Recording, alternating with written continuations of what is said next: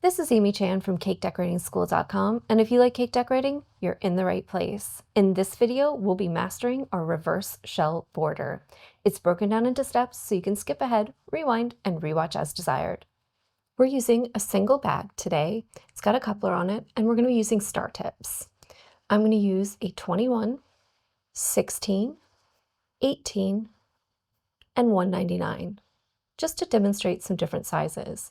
But you can use any star tip you have to do this technique. To make our color, we use just a little bit of sky blue, along with some purple. It's about 3 drops of purple to 1 sky, and some extra buttercream we had. Let's go over our key points for our reverse shell. First off, we're using those star tips. We're going to start out with our 21 because it's a great size for borders. We're going to have our bag at a 45-degree angle. We're going to make sure that the tip is just lightly touching the surface. Sometimes that'll be your cake board, sometimes it'll be the top edge of your cake. We're going to lift and we're going to go in a circular motion. Think about drawing about 3/4 of a circle. And this is where things get a little different than your regular shell because it's almost like we're combining a rosette and a shell together to make something new. And it looks a little like a question mark. When you get 3/4 of the way around, we're going to pull down and away, just like we would on a regular shell. The spacing is also similar. You're going to have that tail and you want to start just behind the end of it so that when you do the next one, it covers up just a little bit of it so they're connected, but not too much that they kind of all run together and you lose the definition of that kind of tapered shape. The most important one I would say is that we're alternating that rotation. So when you lift and you go in a circular motion, just find a way to think of it for yourself. Some people say clockwise and counterclockwise or anti-clockwise. Some people think of it as left and right or up and down. Whatever you choose to call it, just make sure you're going one way and then the other. So think about taking right turns and then left turns if that's helpful. And that should give us a beautiful reverse shell border. Since we've gone over what makes a good reverse shell border, we're going to give it just a little practice here. My bag's at 45 degrees, my tip is touching the surface. We want to squeeze and then think lift up, circle around.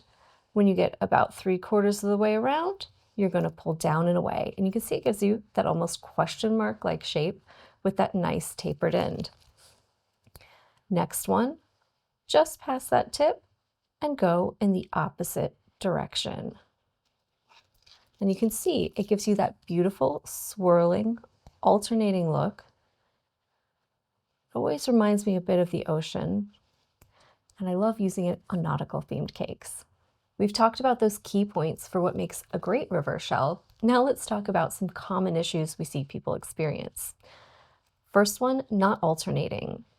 So when you're doing these, you want to remember that you're going in opposite directions.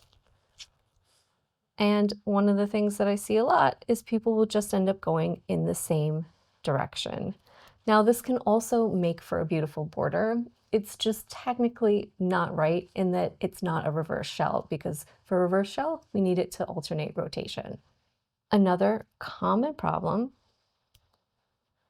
is if as we're doing these, we get too close together. So just keep in mind that you want to be a little away from that tail. If you go right on top of it, although it looks neat, it starts to look a bit more like a rope border than a reverse shell. Likewise, when they're too far away, you'll lose the effect of it being a border because they're not really connected. Another one is incomplete rotation. Remember to draw about 3/4 of a circle. So if you stop early, say half, you're going to get something that looks a lot more like a shell and doesn't have that beautiful spiral to it. Another common problem is lifting up too high. You're going to lose control and end up a bit more with, I don't know, what looks like a mistake.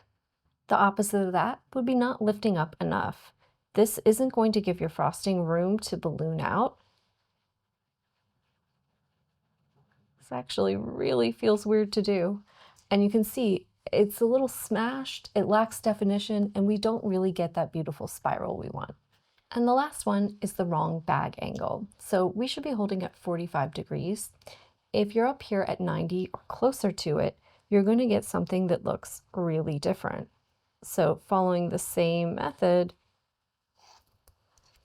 it's just a little flatter, it has a little less volume, and a lot of times too, you're going to really dig into your tail and lose the definition and volume there. And that's going to be a real problem when you go to connect everything together because you're not going to have the bulk you need, especially at the end. As far as size and timing goes, that's a little bit about how hard you squeeze, how fast you move, and I find it's best to find a rhythm. So whether you're just doing counts, like 1, 2 is circling around and you're pulling down on 3, or you're using words, that's really up to you. But for me, this one is always around and down, because around is a little longer of a word. So just talk to yourself, think around and down. Make sure you've got good spacing. Think about starting right on the tail of the one before, so think just behind it. Make sure you're alternating, going around and down, and that should help you get even spacing and also an even size.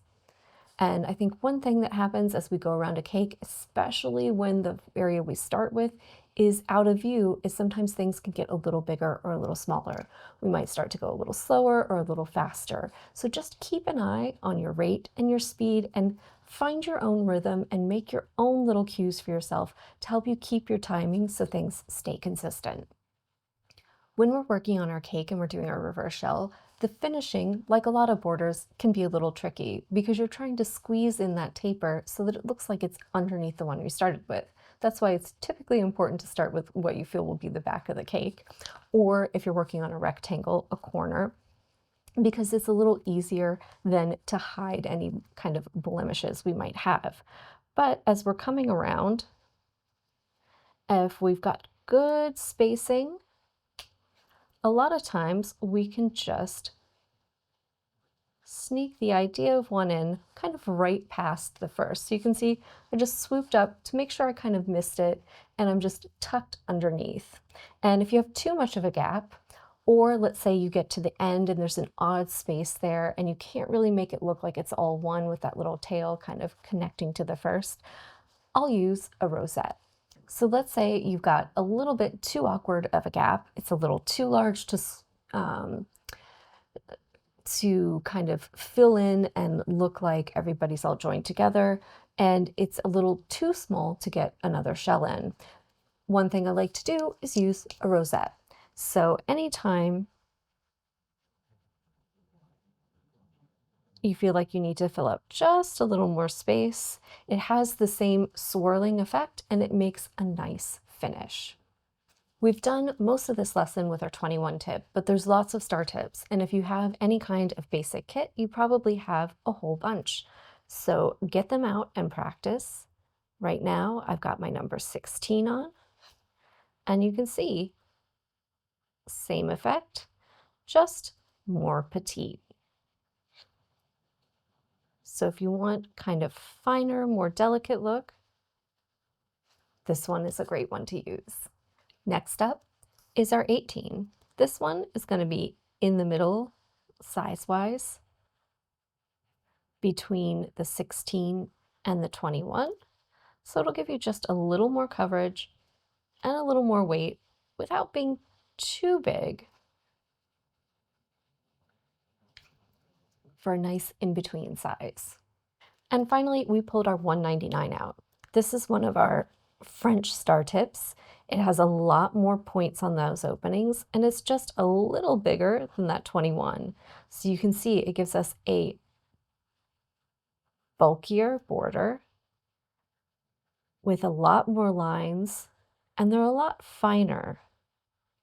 So it has a nice different look to it than some of those regular star tips. We broke out a small cake and gave our reverse shell a practice just to reinforce what we learned. And we hope that you'll break out some supplies and give it a try as well. If you liked this lesson and you want some more like it, try our lesson on mastering your shell border or give our Practice With Me series a try for lots of technique reinforcement. We hope you enjoyed this tutorial. Don't forget to like and subscribe. It truly supports our channel and helps us share more in-depth cake decorating lessons. Want to level up your skills? Our yearly membership has certificate programs from beginner and up. Learn more at cakedecorating school.com.